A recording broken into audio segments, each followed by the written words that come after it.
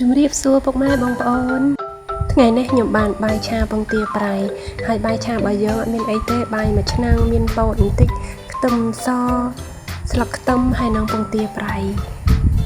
ហើយខ្ញុំទៅដាំទឹកបន្តិចដើម្បីយកស្ងោរពោតខ្ញុំមើលដាក់ស្ងោរពោតនៅល្មមតែមកពោតឆ្អិនហើយយើងមើលដាក់ស្ងោរវាឆ្អិនហើយទៅណាព្រោះខ្លាចឆាទៅអត់ឆ្អិនល្អហើយបន្ទាប់ពីមើលវាថាវាឆ្អិនហើយខ្ញុំក៏យកវាមកចាក់សរោះវាឲ្យស្អាត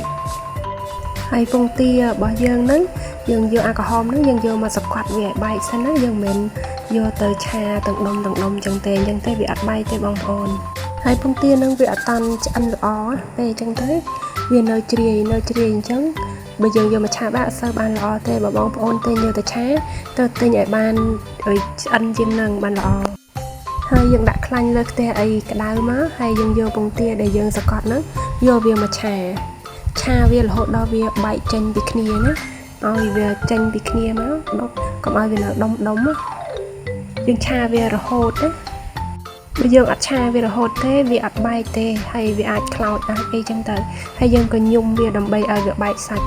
ហើយអស់ហ្នឹងកុំឲ្យវាដុំធំពេកក៏វាអត់ឆ្ងាញ់ដែរយើងប្របែកវារៀងល្អិតបន្តិចហើយយើងក៏ដួសវាទុកមួយឡែកសិនមក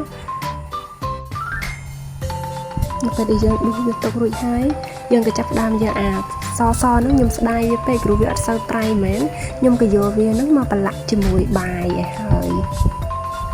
ខ្ញុំប្រឡាក់វាដល់ទៅសព្វឲ្យចូលគ្នាឲ្យអស់ច្បល់វាចូលឲ្យសព្វជាមួយបាយរួចហើយយើងក៏ចាប់ផ្ដើមដាក់ខ្លាញ់មកយើងបំពងខ្ទឹមវាមុនសិនឲ្យខ្ទឹមវាក្រហមល្អបន្តិចណាតាមធម្មតាយើងបំពងខ្ទឹមកុំដាល់ចោលទៅដល់ចោលនឹងតែខ្លោចហើយអញ្ចឹងយើងព្យាយាមកូរវារហូតមើលវារហូតដល់វាក្រហមល្អស្មើគ្នាល្អហើយយើងក៏ដាក់ទឹកត្រីបន្តិចទៅដាក់ទឹកស៊ីអ៊ីវតិចទៅដាក់តិចបានណាបងប្អូនប្រយ័ត្នបាយឆាយើងប្រៃព្រោះយើងដាក់ដើម្បីយកភាពឈ្ងុយនៃបាយឆាតបមកយើងក៏ចាក់បាយយើងចូលមកចាក់បាយយើងចូលរួចហើយយើងក៏ត្រូវឆាបាយនឹងឲ្យសព្វឲ្យចូលគ្នាឲ្យសព្វបងប្អូនកុំកូរនេះណាកូរឲ្យសព្វធ្វើមិនទៅសព្វដើម្បីឲ្យវាបែករសជាតិវាហើយអាបាយណាដុំហ្នឹងយើងជ្រុំវាចាញ់ឲ្យគ្នាអស់មកឲ្យវារាយហើយយើងចាប់ដើមដាក់ប៊ីចេងមកហើយបន្តមកទៀតយើងក៏ដាក់ស្ករសនេះត្រូវតែដាក់បើអត់ដាក់មានជាតិទេនៅពេលដែលយើងដាក់អំបិលប៊ីចេងរួចហើយយើងក៏ត្រូវកូរវាទៀតកូរឲ្យសព្វប៊ីចេងហើយនឹងស្ករយើងហ្នឹងដើម្បីឲ្យវាចូលជាមួយបាយយើងឆាវារហូតឆាវាត្រឡប់វាចោះវាឡើងរហូតហើយខ្ញុំភ្លក់ទៅរៀងសាបបន្តិចអញ្ចឹងខ្ញុំក៏ថែមអំបិល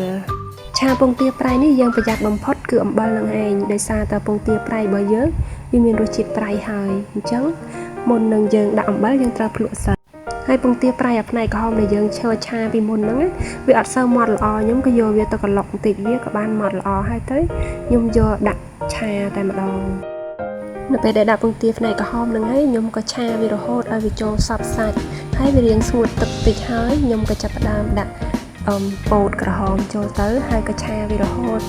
ឆាវាឲ្យបាយឆាឲ្យដាច់ទឹកបន្តិចណាបានឆ្ងាញ់តែបាយខ្ញុំនេះ